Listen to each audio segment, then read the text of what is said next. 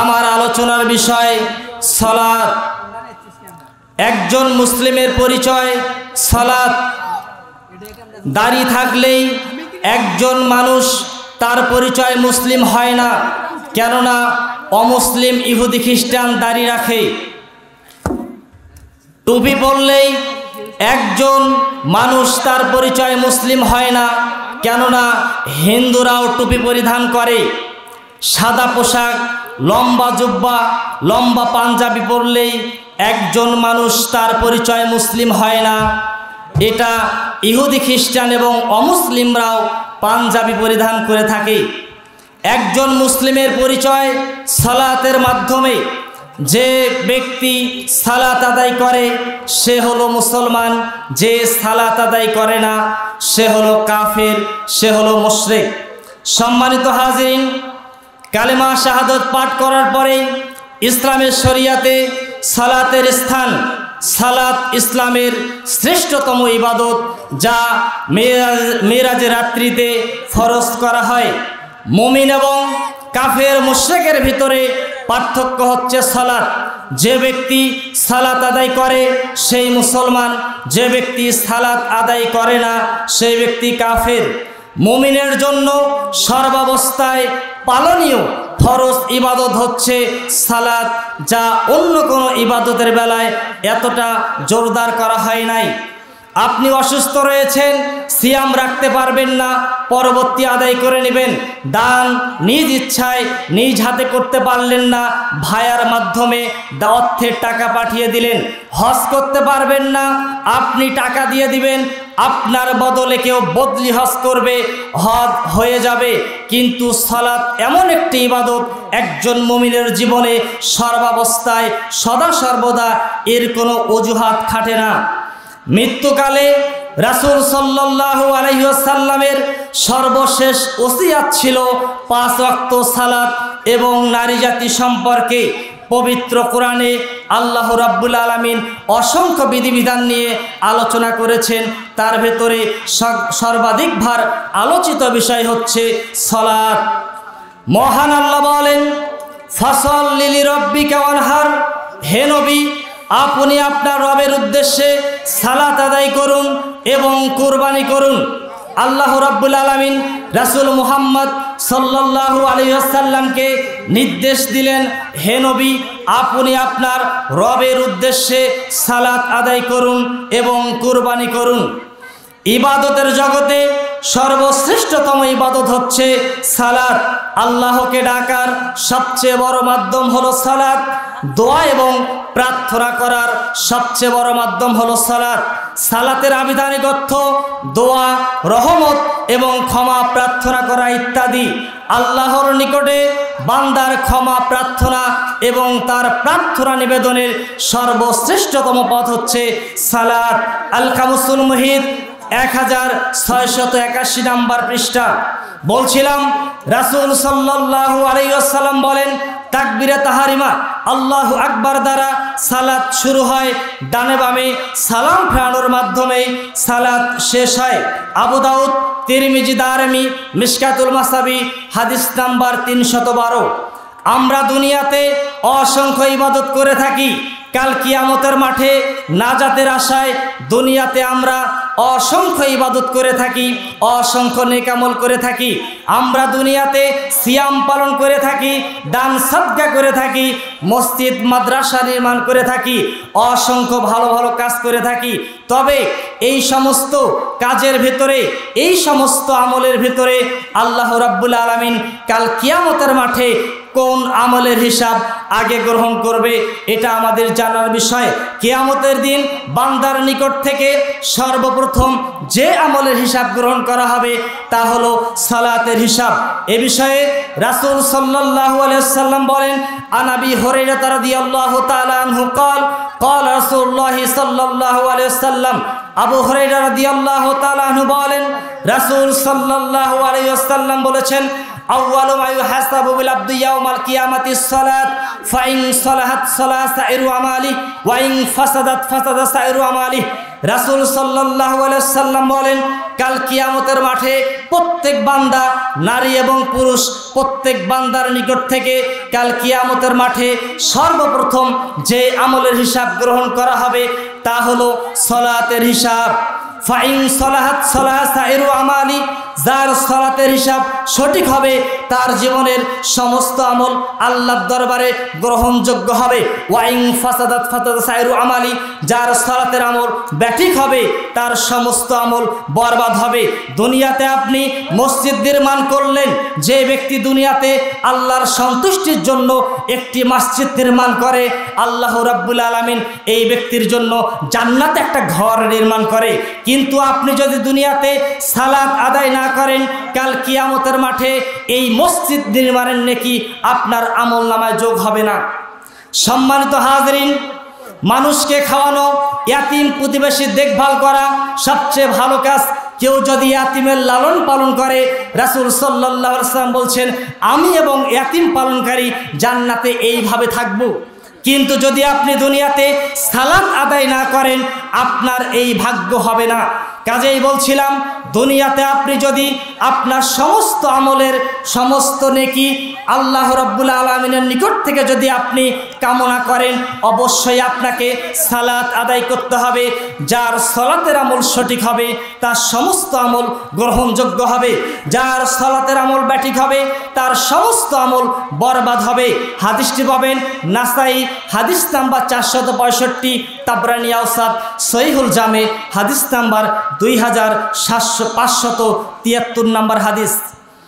রাসূল সাল্লাল্লাহু আলাইহি ওয়াসাল্লাম বলেন, দুনিয়াতে যে ব্যক্তি যথাযথভাবে 5 ওয়াক্ত সালাতের হেফাজত করবে, দুনিয়াতে যে ব্যক্তি যথাযথভাবে 5 ওয়াক্ত সালাত আদায় করবে, সালাত ওই ব্যক্তির জন্য কাল কিয়ামতের দিন নূর হবে, সালাত ওই ব্যক্তির জন্য কাল কিয়ামতের দিন আলো হবে, সালাত ওই ব্যক্তির জন্য কাল কিয়ামতের দিন জাহান্নাম থেকে মুক্তি নাজাতের কারণ হবে।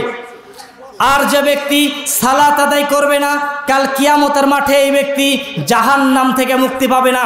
রাসূল সাল্লাল্লাহু আলাইহি ওয়াসাল্লাম বলেন, ওয়া কানা ইয়াউমাল কিয়ামাতি মা কারুনা ওয়া ফিরআউনা ওয়া হামানা ওয়া উবাই বিন খালফ। রাসূল সাল্লাল্লাহু আলাইহি ওয়াসাল্লাম বলেন, দুনিয়াতে যে ব্যক্তি সালাত আদায় করবে না, এই ব্যক্তির কিয়ামত হবে কারুনের সঙ্গে, ফিরআউনের সঙ্গে, হামানের সঙ্গে, উবাই বিন খালফের সঙ্গে। কারুন মানে কারুন, বখিল কারুন, কৃপণ কারুন জাহান্নামে যাবে, কিয়ামতের মাঠে লাঞ্ছিত হবে, জাহান্নামে যাবে। দুনিয়াতে যে সমস্ত ব্যক্তিরা সালাত আদায় করবে না তারাও জাহান্নামে যাবে, ফিরআউন জাহান্নামে যাবে। দুনিয়াতে যে সমস্ত ব্যক্তিরা সালাত আদায় করবে না তারা ফিরআউনের সঙ্গে জাহান্নামে যাবে, হামান জাহান্নামে যাবে, ওই সমস্ত বেনামাজি জাহান্নামে যাবে, উবাই বিন খালফ জাহান্নামে যাবে, এবং যারা দুনিয়াতে সালাত আদায় করবে না তারাও জাহান্নামে যাবে। এটাই চূড়ান্ত। উক্ত হাদিসের ব্যাখ্যায় হাফেজ ইবনুল কাইয়িম রাহিমাহুল্লাহ, জন্ম 691 হিজরি, মৃত্যু 751 হিজরিতে, ইমাম হাফেজ ইবনুল কাইয়িম রাহিমাহুল্লাহ উক্ত হাদিসের ব্যাখ্যা দিয়ে বলে, দুনিয়াতে অর্থ সম্পদের মোহে পড়ে যে ব্যক্তি সালাতকে পরিত্যাগ করবে, এই ব্যক্তির হাসর হবে মুসা আলাইহিস সালামের চাচাতো ভাই বখিল কারুনের সঙ্গে। আপনার অর্থ সম্পদ রয়েছে, কোটি কোটি টাকার মালিক আপনি, কিন্তু অর্থ সম্পদের মোহে পড়ে যদি আপনি ফজরের সালাত ভুলে যান, জোহরের সালাত ভুলে যান, যদি আপনি সালাত আদায় করতে গাফেল হয়ে যান, তাহলে আপনার হাসর হবে মুসা আলাইহিস সালামের চাচাতো ভাই বখিল কারুনের সঙ্গে। কারুন কাল কিয়ামতের মাঠে জাহান্নামে যাবে। এই দুনিয়াতে অট্টালিকার মালিক, প্রাসাদের মালিক, ধন সম্পদের মালিক, নামাজ না পড়ার কারণে, সালাতকে পরিত্যাগ করার কারণে এই ব্যক্তি কারুনের সঙ্গে জাহান্নামে যাবে। এটাই চূড়ান্ত। যে ব্যক্তি দুনিয়াতে রাষ্ট্রীয় বা রাজনৈতিক কাজের ব্যস্ততায় সালাতকে পরিত্যাগ করবে, এই ব্যক্তির হাসর হবে মিশরের স্বৈরাচারী কাফের শাসক ফিরআউনের সঙ্গে। ফিরআউন মানে এত বড় কাফের যে নিজেকে আল্লাহ দাবি করেছিল। এই ফিরআউন জাহান্নামে যাবে। এই ফিরআউনের সঙ্গে কাল কিয়ামতের মাঠে হাসর হবে ওই ব্যক্তির, যে ব্যক্তি দুনিয়াতে রাজনৈতিক ব্যস্ততার কারণে যে ব্যক্তি সালাতকে পরিত্যাগ করবে। আপনি রাজনৈতিক নেতা হতে পারেন, আপনি এমপি মন্ত্রী হতে পারেন, চেয়ারম্যান মেম্বার হতে পারেন, তবে আপনাকে আপনার রবের ইবাদত করতে হবে। ওয়া খালাকতুল জিন্না ওয়াল ইনসা ইল্লা লিয়াবুদুন। আল্লাহ রাব্বুল আলামিন মানুষ এবং জিনকে সৃষ্টি করেছেন তার ইবাদত করার জন্য, তাওহীদ প্রতিষ্ঠার জন্য। কাজেই আপনি যে কোনো কাজ করেন, যদি আপনি রাজনৈতিক ব্যস্ততার কারণে সমাজ সেবা করতে গিয়ে, রাষ্ট্রীয় কাজ করতে গিয়ে যদি আপনি সালাতকে পরিত্যাগ করেন, তবে আপনার হাসর হবে অত্যন্ত ভয়াবহ, দুঃখজনক। ফিরাউনের সঙ্গে একই কাতারে একসঙ্গে জাহান্নামে যেতে হবে। সম্মানিত হাজরিন, বলছিলাম দুনিয়াতে যে ব্যক্তি মন্ত্রিত্ব বা চাকরিগত কারণে সালাতকে পরিত্যাগ করবে, এই ব্যক্তির হাসর হবে ফিরাউনের প্রধানমন্ত্রী হামানের সঙ্গে। হামান চাকরি করত ফিরাউনের আন্ডারে, ফিরাউনের প্রধানমন্ত্রী হামান জাহান্নামে যাবে। দুনিয়াতে আপনি মন্ত্রিত্ব এবং চাকরির কারণে, আপনি সরকারি হোক বেসরকারি হোক যে কোনো চাকরি করেন, আপনি বলতে পারবেন না আমার অফিসে অনেক কাজের চাপ। কাজেই যে সমস্ত মুসল্লি, যে সমস্ত মানুষ যারা বলবে আমি চাকরির কারণে সালাত পড়তে পারি না, এই সমস্ত অজুহাত দ্বারা দেবে, তাদের হাসর হবে ফিরাউনের প্রধানমন্ত্রী হামানের সঙ্গে। ব্যবসায়িক ব্যস্ততার কারণে যারা সালাত আদায় করবে না, এই সমস্ত ব্যক্তিদের হাসর হবে মক্কার কাফের ব্যবসায়ী নেতা উবাই বিন খালবের সঙ্গে। উবাই বিন খালব কাফের ছিল, নেতা ছিল, প্রচুর সম্পদের মালিক ছিল এবং কাফের ব্যবসায়ী ছিল। বর্তমানে এই বাংলা বাজার, এই বাজারের যত ব্যবসায়ী, তারা ব্যবসায়িক চাপের কারণে যারা এখনো এশার সালাত পড়তে পারে নাই, এরা কাফের। এই সমস্ত ব্যক্তিদের হাসর হবে উবাই বিন খালবের সঙ্গে। কাজেই কোটি কোটি টাকার ব্যবসা, হিসাব মিলাতে পারেন না, এই অজুহাত চলবে না। ব্যবসায়িক কারণে, ব্যবসা বাণিজ্যের চাপে পড়ে যদি আপনি আল্লাহর দেওয়া বিধান সালাতকে প্রত্যাখ্যান করেন, পরিত্যাগ করেন, আপনার হাসর হবে মক্কার কাফের নেতা ব্যবসায়ী, এই নেতা উবাই বিন খালবের সঙ্গে। সম্মানিত হাজরিন, বলছিলাম যে ব্যক্তি সালাত আদায় করে না সেই ব্যক্তি মুসলমান নয়, যে ব্যক্তি 5 ওয়াক্ত সালাত আদায় করে না সেই ব্যক্তি কাফের। এই মর্মে শুনুন, সহিহ মুসলিম হাদিস নাম্বার 82 নম্বর হাদিস, রাসূল সাল্লাল্লাহু আলাইহি সাল্লাম বলেন বাইনা রজুলি ও বাইনা শিরক ওয়াল কুফরে তারকুস সালাত। রাসূল সাল্লাল্লাহু আলাইহি সাল্লাম বলছেন আল্লাহর বান্দা মুমিন এবং কাফের মুশরিকের ভিতরে পার্থক্য হলো সালাত। যে ব্যক্তি সালাত আদায় করে সেই আল্লাহর বান্দা, সে ব্যক্তি মুমিন এবং সে মুসলমান। যে ব্যক্তি সালাত আদায় করে না সেই ব্যক্তি কাফের। বলছিলাম সাহাবীরা সালাত ব্যতীত অন্য কোনো কাজ ছেড়ে দিলে মানুষকে কাফের মনে করতো না, তবে কেউ যদি সালাতকে ছেড়ে দেয় তবে সাহাবীরা তাকে কাফের মনে করত। জেনা করলে একজন মানুষ কাফের হয় না, চুরি করলে একজন মানুষ কাফের হয় না, পৃথিবীর সমস্ত মদ যদি একসাথে পান করে একজন মানুষ কাফের হয় না। এমন ফতোয়া, এমন নির্দেশনা রাসূল সাল্লাল্লাহু আলাইহি সাল্লাম সাহাবা ইকরামের পক্ষ থেকে পাওয়া যায় না। তবে কোনো ব্যক্তি যদি জেনে শুনে 1 ওয়াক্ত সালাতকে ত্যাগ করে, প্রত্যাখ্যান করে, এই ব্যক্তি কাফের, এতে কোনো সন্দেহ নাই। বলছিলাম যারা সালাত আদায় করে না তারা মুসলমান নয়, তারা কাফের। যারা শুধু জুমার দিন সালাত আদায় করে, 1 ওয়াক্ত জুমার সালাত আদায় করে, এরা মুসলমান নয়, এরা কাফের। যারা শুধু রমাদান মাসে দিনের বেলা সিয়াম পালন করে, 5 ওয়াক্ত সালাত পড়ে, রাতের বেলা কিয়ামুল লাইল করে, তারাবির সালাত পড়ে, আর 11 মাস সালাত পড়ে না, এরা টাটকা কাফের। এরা রিয়া, মানুষকে দেখানোর জন্য সালাত আদায় করে। যে ব্যক্তি পরিপূর্ণ মুসলমান ইমানদার হবে সে তার জীবনের সদা সর্বদা দৈনিক 5 ওয়াক্ত সালাত আদায় করবে। যারা রমাদানের সিয়াম পালন করে, তারাবির সালাত পড়ে আর 11 মাস পড়ে না, এরা মুসলমান নয়, এরা মুসল্লি নয়, এরা কাফের। বলছিলাম এই রকম স্বভাব যদি আপনার আমার ভিতরে থাকে, এই রকম স্বভাব যদি উপস্থিত আপনাদের ভিতরে থাকে, আপনাকে অবশ্যই গোসল করে আবার কালেমা পড়তে হবে। আগামীকাল পর্যন্ত আপনার হায়াত থাকবে কিনা আমরা জানি না, তবে দোয়া করি আল্লাহ রাব্বুল আলামিন আপনাকে নতুন করে কালেমা পড়ার তৌফিক দান করুক, বলে আল্লাহুম্মা আমিন। কাজে আপনাকে এই মুহূর্তে কালেমা পড়ে আবার ঈমান আনতে হবে, আবার কালেমা শাহাদাতের সাক্ষ্য গ্রহণ করতে হবে, আবার ইসলাম গ্রহণ করে আবার নতুন করে আপনি ইবাদত শুরু করতে হবে। বলছিলাম যারা রাসূল সাল্লাল্লাহু আলাইহি ওয়াসাল্লামের পদ্ধতিতে যারা সালাত আদায় করে না তারাও বেনামাজি। সমাজে অসংখ্য মুসল্লি রয়েছে, তাদের সলাতের সঙ্গে রাসূলের সলাতের কোনোই মিল নাই। সহিহ বুখারী 104 নম্বর পৃষ্ঠার হাদিসটি খুলুন। ফাইন্নাকা লাম তুসল্লি, রাসূলের সামনে একজন সাহাবী 3 বার সালাত আদায় করলেন। রাসূল সাল্লাল্লাহু আলাইহি ওয়াসাল্লাম বললেন ফাইন্নাকা লাম তুসল্লি, ও আমার সাহাবী তুমি জীবনেও সালাত পড়োনি, কারণ তুমি যেভাবে সালাত পড়ছো এই সালাত আমার শিখানো সালাত নয়।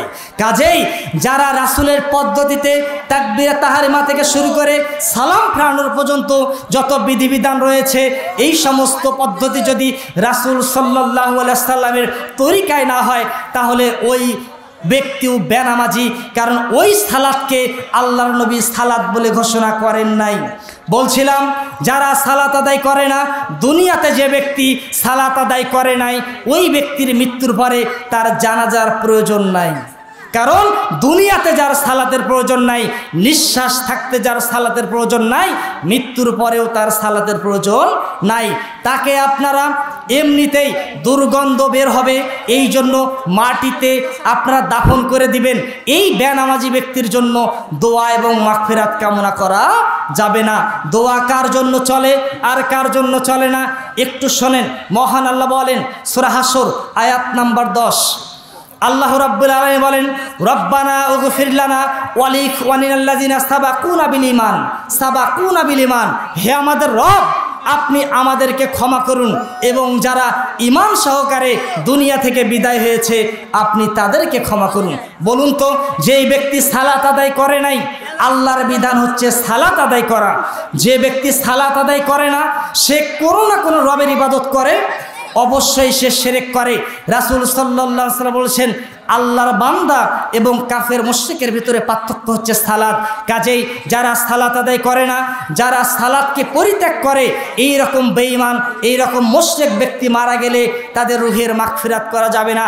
তাদের জানাজার সালাতে কোনো নেককার পরহেজগার ব্যক্তি তাদের জানাজার সালাতে অংশগ্রহণ করতে পারে না। এই রকম ফাসিক ব্যক্তির জানাজাতে কোনো নেককার ব্যক্তি পরহেজগার ব্যক্তি অংশগ্রহণ করতে পারে না।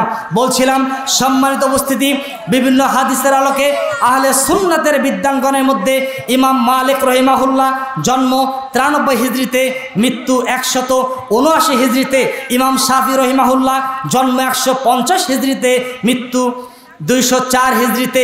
ইমাম মালিক সহ ইমাম শাফি রহিমাহুল্লাহ সহ সকল বিদ্বানের একই মত এই যে বেনামাজি ব্যক্তিকে আবার নতুন করে তওবা করতে হবে।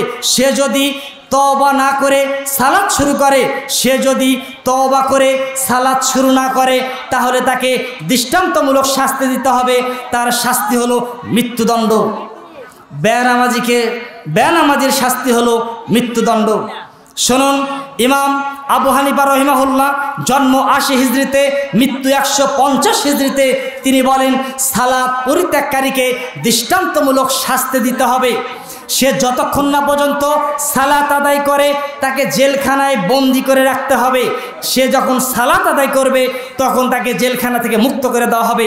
যদি সে সালাত আদায় না করে, যদি সে সালাত না পড়ে তখন তাকে জেলখানায় তাকে তালাবদ্ধ করে রাখতে হবে। ফিকহুস সুন্নাহ প্রথম খণ্ড 73 নম্বর পৃষ্ঠা। সম্মানিত হাজরিন, ইমাম আহমদ ইবনে হাম্বল 164 হিজরিতে জন্ম, 241 হিজরিতে মৃত্যু। তিনি বলছেন কোন ব্যক্তিকে সালাতে ডাকা হলো, হাইয়া আলাস সালাহ, মুয়াজ্জিন তাকে ডাকছে হাইয়া আলাস সালাহ, হাইয়া আলাল ফালাহ। কোন ব্যক্তিকে সালাতের জন্য ডাকা হলো কিন্তু সেই ব্যক্তি ইনকার করলো, প্রত্যাখ্যান করলো, সালাতে অংশগ্রহণ করলো না, তাহলে ইমাম আহমদ ইবনে হাম্বল রহিমাহুল্লাহ বলছেন এই ব্যক্তিকে কতল করতে হবে, এই ব্যক্তিকে হত্যা করতে হবে। তবে এই সমস্ত দায়িত্ব পালন করবে দেশের ইসলামী শাসক। ইসলামী সরকার এই সমস্ত বেনামাজিদের, এই সমস্ত সালাত পরিত্যাগকারীদের শাস্তির বিধান তারা নির্ধারণ করবে। বলছিলাম সালাত পরিত্যাগকারী মুশরিক, যারা সালাত আদায় করে না তারা মুশরিক, এতে কোনো সন্দেহ নাই। এই মর্মে খুলুন ইবনু মাজাহ 1080 নম্বর হাদিস। রাসূল সাল্লাল্লাহু আলাইহি ওয়াসাল্লাম বলেন, মান তারাকা সালাত ফাকাদ আশরাকা, যে ব্যক্তি সালাত ত্যাগ করলো সে ব্যক্তি শিরক করলো। যে ব্যক্তি সালাত আদায় করলো না, যে ব্যক্তি সালাত ত্যাগ করলো সেই ব্যক্তি শিরক করলো। কিসের সঙ্গে? প্রবৃত্তির সঙ্গে। মনের পূজা করলো, প্রবৃত্তির পূজা করলো। আল্লাহ রাব্বুল আলামিন এই কথাটি বলছেন। খুলুন পবিত্র কোরআন 16 নম্বর পারা 19 নম্বর সূরা, সূরা মারিয়াম আয়াত নম্বর 59। মহান আল্লাহ বলেন, ফাখালাফা মিন বা'দিহিম খালফ আদাউস সালাতা ওয়াত্তাবাউশ শাহাওয়াত ফাসাউফা ইয়ালকাউনা গায়্যা। আল্লাহ রাব্বুল আলামিন বলছেন, ওই সমস্ত ব্যক্তিরা অপদার্থ, তারা ধুলোয় ধূসারিত, তারা কীট, তারা ময়লা। ওই সমস্ত ব্যক্তিরা অপদার্থ যারা সালাতকে নষ্ট করে, প্রবৃত্তির পূজা করে। সালাতকে নষ্ট করে কিভাবে? আজান হয়ে গেল, একামত হয়ে গেল, আপনি চার স্টলে বসে আছেন, আড্ডা দিচ্ছেন, কিরামে বসে আছেন, গল্প গুজব করছেন, সিনেমা সিডি নিয়ে বসে আছেন, আজান হলো, একামত হলো, আপনি সালাতে অংশগ্রহণ করলেন না, তার মানে আপনি সালাতকে দাম দিলেন না, আপনি সালাতকে প্রত্যাখ্যান করলেন। এই জন্য আল্লাহ রাব্বুল আলামিন বলছেন, ফাসাউফা ইয়ালকাউনা গায়্যা, অচিরেই এই সমস্ত বেনামাজিদেরকে জাহান্নামের তলদেশে নিক্ষেপ করা হবে। নাউজুবিল্লাহ। বলছিলাম যারা সালাত আদায় করে না তাদেরকে জাহান্নামের তলদেশে নিক্ষেপ করা হবে, যারা মুনাফিক তাদেরকেও জাহান্নামের তলদেশে নিক্ষেপ করা হবে। সম্মানিত হাজিরিন, বলছিলাম এই মর্মে যারা সালাত আদায় করে না তারা জাহান্নামে যাবে, এতে বিন্দু মাত্র সন্দেহ নাই। মা সালাকাকুম ফি সাকর, সূরা মুদ্দাসসির খুলুন 29 নম্বর পারা 74 নম্বর সূরা 42, 43, 44 নম্বর আয়াত। মা সালাকাকুম ফি সাকর, জাহান্নামী ব্যক্তিদেরকে জিজ্ঞাসা করা হবে, দুনিয়াতে তোমরা এমন কোন অন্যায় কাজ করেছো, দুনিয়াতে তোমরা এমন কোন পাপের কাজ করেছো যেই পাপের কারণে আজকে তোমরা সাকার নামক জাহান্নামে এসেছো? আজকে তোমরা তোমাদের নিজের জবান থেকেই বলো। তখন জাহান্নামীরা বলবে, ক্বালু লাম নাকু মিনাল মুসাল্লিন ওয়া লাম নাকু নুতইমুল মিসকিন, আমরা দুনিয়াতে সালাত আদায় করতাম না, আমরা দুনিয়াতে নামাজ পড়তাম না, আমরা দুনিয়াতে মুসল্লি ছিলাম না। একটাই অপরাধ, আমরা দুনিয়াতে মুসল্লি ছিলাম না, এই জন্য আজকে আমরা সাকার নামক জাহান্নামে এসেছি। আমরা দুনিয়াতে অভাবীদের খেতে দিতাম না, এই অপরাধের কারণে আজকে আমরা জাহান্নামে এসেছি। সম্মানিত উপস্থিতি, যে কোনো মূল্যে আপনাকে আমাকে সালাত আদায় করতে হবে, এর বিকল্প কোনো রাস্তা খোলা নেই। অজু করে সালাত আদায় করতে হয়, অজুর পানি নেই, মাটি দিয়ে তায়াম্মুম করতে হবে, মাটি নাই, তখন আপনি বিনা অজুতে বিনা তায়াম্মুমে সালাত আদায় করবেন, সালাত হয়ে যাবে। সাহাবীরা এমনিতেই সালাত পড়তো, সালাত হয়ে যেত। পরিষ্কার পোশাক পরে সালাত আদায় করতে হয়, পরিষ্কার পোশাক নেই, যেই পোশাকে ময়লা লেগে আছে সেই ময়লা লাগা এই দুর্গন্ধযুক্ত পোশাক পরে আপনাকে সালাত আদায় করতে হবে। পোশাক পরে সালাত আদায় করতে হয়, কোনো পোশাক নেই, বিনা পোশাকে উলঙ্গ হয়ে আপনাকে আমাকে সালাত আদায় করতে হবে। কেবলা দিক করে সালাত আদায় করতে হয়, কেবলা দিক করে সালাত আদায় করতে হয়। কেবলা বোঝা যায় না, পশ্চিম বোঝা যায় না, বিনা কেবলাতে আপনাকে আমাকে সালাত আদায় করতে হবে, সালাত হয়ে যাবে। বলছিলাম শত্রু তারা দিয়েছে যুদ্ধের ময়দানে, সূরা নিসা আয়াত নাম্বার 102। যুদ্ধের ময়দানে শত্রু আপনাকে তাড়া দিয়েছে, এমতো অবস্থায় স্থির হতে পারছেন না, দৌড়িয়ে যাবেন এবং আপনি সালাত আদায় করবেন। সালাত আদায় করতেই হবে, দাঁড়িয়ে থেকে সালাত আদায় করতে হয়, দাঁড়িয়ে থেকে যায় না। বসে থেকে সালাত আদায় করবেন, বসে থাকা যায় না। শুয়ে থেকে সালাত আদায় করবেন, কোনোটাতে সম্ভব হচ্ছে না, তবে আপনি ইশারাতে হলেও সালাত আদায় করবেন। বাসে চড়ে যাচ্ছেন, ট্রেনে চড়ে যাচ্ছেন, বসার কোনো সুযোগ সুবিধা নাই, তখন আপনি এইভাবে লাগাম ধরে দাঁড়িয়ে থেকে হলেও আপনি সালাত সালাত আদায় করবেন। যে কোনো মূল্যে আপনাকে আমাকে সালাত আদায় করতে হবে। যুদ্ধের ময়দানে শত্রু কাফের মুশরিকদের সঙ্গে যুদ্ধ চলছে, এমতো সময় মুসলিম বাহিনীরা একজন ইমামতি করবে। যখন সালাতের ওয়াক্ত হয়ে যাবে, আউয়াল ওয়াক্তের দাম কত, যখন সালাতের ওয়াক্ত হয়ে যাবে একজন ব্যক্তি ইমামতি করবে এবং তার নেতৃত্বে অর্ধেক ব্যক্তি সালাত আদায় করবে, আর বাকি অর্ধেক কাফের মুশরিকদের সঙ্গে তারা বন্দুক যুদ্ধে লিপ্ত থাকবে। যখন তাদের সালাত শেষ হয়ে যাবে, যখন তারা আবার যুদ্ধে চলে আসবে আর বাকিগুলো সালাতে শরীক হবে। যুদ্ধের ময়দানেও সালাতের মাফ নাই। কাজেই আপনাকে আমাকে যে কোনো মূল্যে সালাত আদায় করতে হবে। আপনি যদি সুন্নাত সালাত পড়তে না পারেন, অন্তত নিজেকে যদি মুসলিম দাবি করতে চান, অবশ্যই আপনাকে 5 ওয়াক্ত ফরজ সালাত আদায় করতে হবে। যদি আপনি এটাও করতে অপারগ হন, তবে আপনি কাফের, তবে আপনি মুশরিক, এতে কোনো সন্দেহ নাই। সম্মানিত হাজরিন, কিয়ামতের দিন জাহান্নাম থেকে বাঁচতে হলে অবশ্যই আপনাকে আমাকে 5 ওয়াক্ত সালাত পড়তে হবে। এর পাশাপাশি আহাল পরিবার পরিজন, স্ত্রী সন্তান, ছেলে মেয়েদেরকেও 5 ওয়াক্ত সালাতের নির্দেশ দিতে হবে। এ বিষয়ে মহান আল্লাহ বলেন 28 নম্বর পারা 66 নম্বর সূরা, সূরা তাহরিম আয়াত নম্বর 6। মহান আল্লাহ বলেন, ইয়া আইয়ুহাল্লাযিনা আমানু কু আনফুসাকুম ওয়া আহলিকুম নার। পৃথিবীর মানুষ, ইমানদার নারী পুরুষ, তোমরা নিজেরা জাহান্নাম থেকে বাঁচো এবং নিজ পরিবারকে তোমরা জাহান্নাম থেকে বাঁচাও। কাজেই নিজেদেরকে যেমন জাহান্নাম থেকে বাঁচতে হলে 5 ওয়াক্ত সালাত আদায় করতে হবে, ঠিক আপনিভাবে তেমনভাবে আমাদের আহাল পরিবার, স্ত্রী সন্তান, ছেলে মেয়ে, পুত্রবধূ, তাদেরকেও আমাদের সালাতের নির্দেশ দিতে হবে। সম্মানিত হাজরিন, বলছিলাম যে কোনো মূল্যে আপনাকে আমাকে সালাত আদায় করতে হবে। আমার আলোচনায় কষ্ট পাওয়ার এখানে কোনো কারণ নাই। আমি যা বলেছি, ক্বাল আল্লাহু তাআলা, মহান আল্লাহ বলেন, ক্বাল রাসূলুল্লাহ, রাসূল সাল্লাল্লাহু আলাইহি সাল্লাম বলেন। আমার কথার ভেতরে যদি অপরাধী আপনি মনে হয়, তবে আপনি অপরাধী, তবে এখানে আমার কোনো ইখতিয়ার নাই। সম্মানিত হাজরিন, আপনারা তওবা করে ফিরে আসুন, 5 ওয়াক্ত সালাত আদায় করুন। নিজে 5 ওয়াক্ত সালাত আদায় করবেন, নিজ পরিবার, ছেলে মেয়ে, স্ত্রী সন্তান, পুত্রবধূ, আহাল পরিবার সবাইকে আপনি সালাতের নির্দেশ দিবেন। আবু দাউদ হাদিস নাম্বার 495 নম্বর হাদিস। কাজেই সন্তানদেরকেও সালাতের নির্দেশ দিতে হবে। যখন তাদের বয়স 7 বছর, সালাতের জন্য তাদেরকে আদর করে ডাকতে হবে। যখন তাদের বয়স হবে 10 বছর, তখন তাদেরকে লাঠি প্রহার করতে হবে। সম্মানিত হাজরিন, বলছিলাম আপনারা যে কোনো মূল্যে সালাত আদায় করুন। সালাত আদায় করে আপনারা মুসলমানের অন্তর্ভুক্ত হন।